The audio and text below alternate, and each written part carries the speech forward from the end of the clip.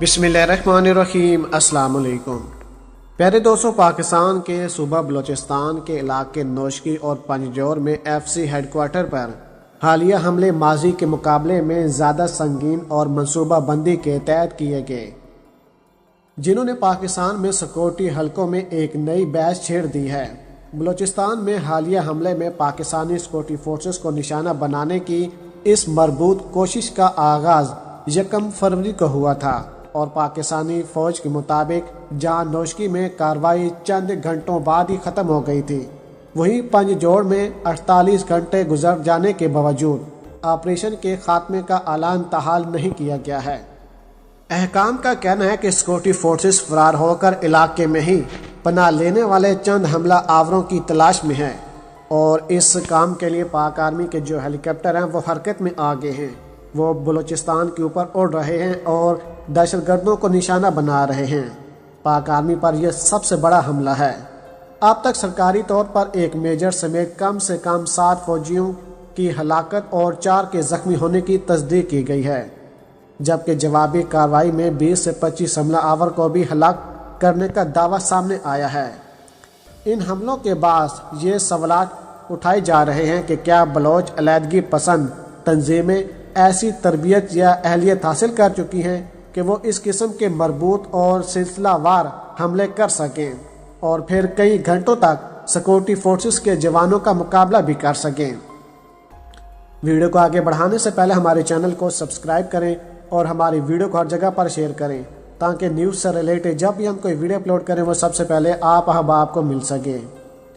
इन हमलों की जिम्मेदारी कलदम शिद्दत पसंद तंजीम बलोच लिबरेशन आर्मी के मेजर ब्रिगेड की जानब से कबूल की गई है और हुकूमत और माहिरीन का कहना है कि ये हमला आवर गैर मामूली तरबियत याफ्ता थे। यहाँ पर हम आपको ये भी बताते चलें कि नौशकी और पंजजौर में हमलों से कबल चीनी इंजीनियर की बस, कराची में चीनी कौंसलेट और कराची स्टॉक एक्सचेंज पर बलोच शिद्दत पसंदों के हमलों में हमला आवर जानी नुकसान नहीं पहुंचा पाए थे और इससे पहले ही हलाक कर दिए गए थे। इन हमलों के मुकाबले में हालिया हमलों की जहां शिद्दत ज़्यादा थी वहीं हलाकतें भी ज़्यादा हुई हैं। इन हमलों की एक ख़ास बात यह है कि इनमें वो तरीक़ाकार भी इस्तेमाल किया गया जो माजी में पाकिस्तान में दहशतगर्दी की कार्रवाइयाँ करने वाली सबसे बड़ी शिद्दत पसंद तंजीम तहरीक तालिबान पाकिस्तान इस्तेमाल TTP करती रही है। नौशकी में FC के कैंप पर हमले का आगाज बारूद से भरी गाड़ी के कैंप के दाखिली दरवाजे पर धमाके से किया गया था।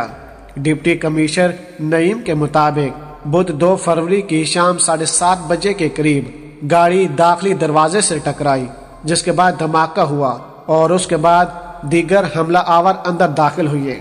अहकाम का अंदाजा है कि इस खुदकश हमले में इस्तेमाल होने वाली गाड़ी में 30 किलोग्राम के करीब बारूदी मवाद मौजूद था।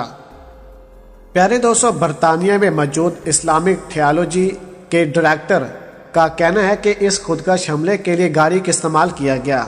ये तरीक़ाकार तो जहादी गिरोह इस्तेमाल करते आए हैं, जबकि PLA ने जो तस्वीर जारी की है वो सारे बलोच ही हैं। फारून जाफरी का ख्याल है कि ऐसी कार्रवाई की तरबियत के लिए तहरीक तालिबान जैसी तंजीम की मदद का इम्कान रद्द नहीं किया जा सकता। उनका यह भी कहना है कि बलोच शिद्दत पसंदों की सिक्योरिटी फोर्सेस से 2 रोज तक मुकाबले की नज़ीर भी माजी में नहीं मिलती। वो कहते हैं कि बलोच अक्सरियत पसंदों की सारी तारीख उठा कर देख लें, ऐसे हमले की मिसाल नहीं मिलती, यानी एक साथ 2 मकामात हमले। ये गैर रवायती था। हमला आवरों ने 2 रोज लड़ाई की है। इससे तो यही लगता है कि वो बहुत ही आला सतह की तरबियत याफ्ता थे और इन्हें तरबियत और लॉजिस्टिक के हवाले से कहीं न कहीं से मदद हासिल थी। फारून जाफरी के मुताबिक ये ऐन मुमकिन है कि बलोच शिद्दत पसंद अफगानिस्तान में गैर मुल्की अफवाज से तरबियत लेने में मुलव्वस हैं। उन्होंने कहा कि अफगानिस्तान में शिद्दत पसंद जंग से फारिग हो चुके हैं। अब ऐसा तो नहीं है कि अमेरिका और नीटो अफवाज चली गई तो वो असला छोड़कर अपने घरों को जाएंगे और कोई वाइट कॉलर मुजामत करेंगे। तो उन्होंने साफ लड़ाई की है और अब वो अपनी सालियत फैला रहे हैं। नौशकी और पंजजौर में हलाक होने वाले हमलावरों की जारी की गई तस्वीर में उनके पास RPG راکٹ لانچر اور دیگر جدید اسلحہ دیکھا جا سکتا ہے۔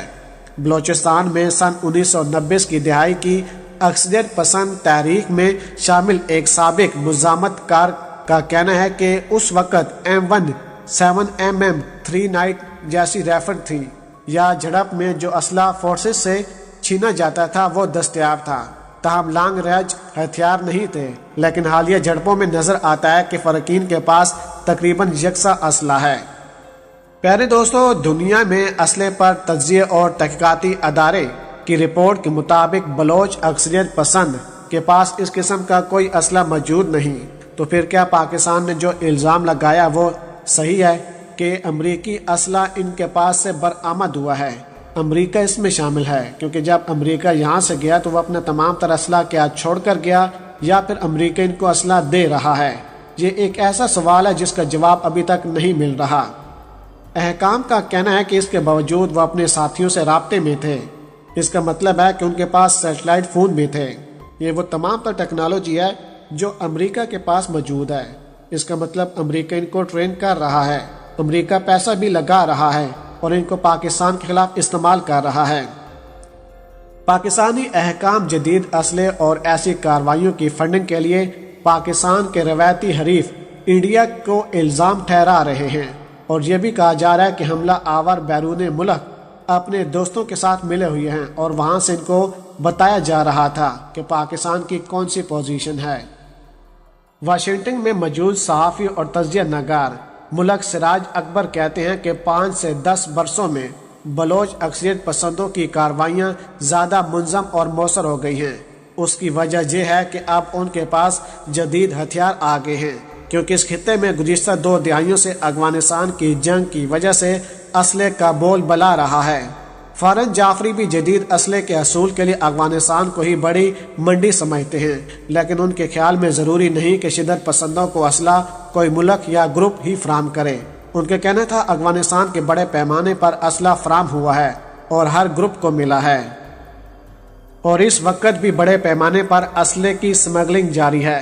اسلحہ امریکی ساختہ ہے، روسی، چینی یا انڈیا اس سے کوئی فرق نہیں پڑتا، کیونکہ جتنا اسلحے کا فروخت ہوا ہے اس سے ہر طرح کا اسلحہ بلیک مارکیٹ میں مل جائے گا۔ ضروری نہیں ہے کہ کوئی ملک یا گروپ فراہم کرے، بلیک مارکیٹ اتنی بڑی ہے، اسے بآسانی حاصل کیا جا سکتا ہے۔ پیارے دوستو، اگر آج کی ویڈیو آپ کو ہماری پسند آئی ہو تو ویڈیو کو لائک کر دیں، شیئر کر دیں اور اپنی قیمتی رائے سے ہمیں ضرور آگاہ کیجیے گا۔ پاکستان زندہ باد۔